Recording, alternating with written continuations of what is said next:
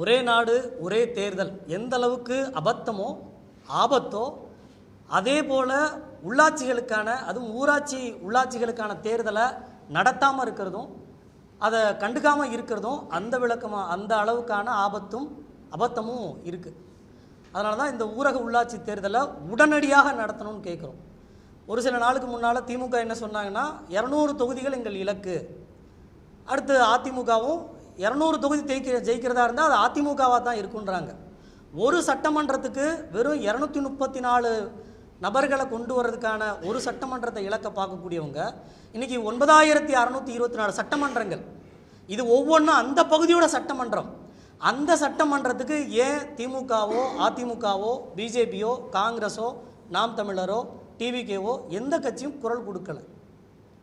அப்போது இங்கே தன்னுடைய கட்சிக்காரவங்களுக்கு ஒரு பக்கம் துரோகம் பண்ணுறாங்க, அதாவது யாரும் அதிகாரத்துக்கு வந்துடக்கூடாது, அதிகார பரவல் நடந்துடக்கூடாது அப்படின்ற ஒரு இலக்கில் தான் திமுக செயல்படுதா?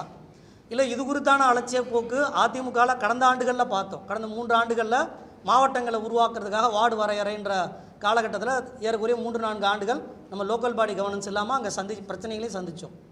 இன்னொரு பக்கம் சமீபத்தில் இதுவரைக்கும் தலைமை தேர்தல் ஆணையர், தமிழ்நாடு தலைமை தேர்தல் ஆணையரை பார்க்குறோம், இன்னொரு பக்கம் CM2 அவங்கள பார்க்குறோம், அந்த ரூரல் டெவலப்மெண்ட் ககன்தீப் சிங் பேடி அவங்களுக்கும் தகவலை கொடுக்குறோம்.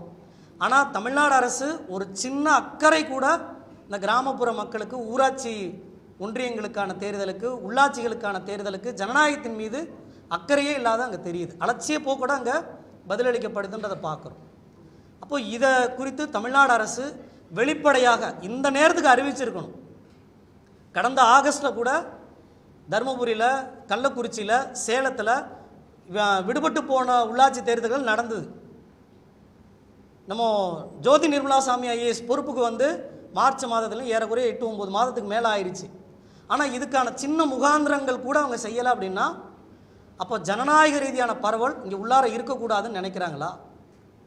ஆளுங்கட்சியுடைய துணை விங்காக இந்த தமிழ்நாடு தேர்தல் ஆணையம் செயல்படுதா? எந்த அறிவிப்பாது இது வரைக்கும் வந்திருக்கணும்ல? அப்போது இதெல்லாம் நம்ம கேள்வி எழுப்ப வேண்டியது இருக்குது.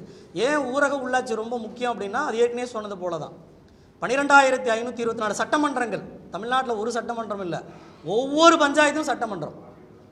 அந்த மக்களுக்கு என்ன வேணும்னு அவங்க தான் அங்கே முடிவு பண்ண முடியும். நீங்கள் எங்கேயோ உட்காந்து கோட்டையில் உட்காந்துட்டு அந்த மக்களோட தலையெழுத்தை மாற்ற நினைக்கிறது அதிகார பரவலுக்கு எதிரானது. அதிகார பரவலை பேசக்கூடிய இல்லை மேடைகள் தோறும் உறக்கக்கூடிய திமுக அரசு ஏன் இதை பற்றினா எந்த அறிவிப்பையும் வெளியிடலை?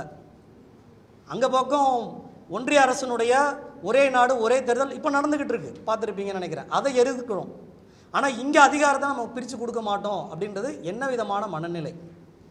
உடனடியாக தமிழ்நாடு அரசு ஊரக உள்ளாட்சி தேர்தலுக்கான அறிவிப்பை முறையாக வெளியிடணும், உடனடியாக நடத்தணும் அப்படின்றது நம்ம கோரிக்கையாகும்.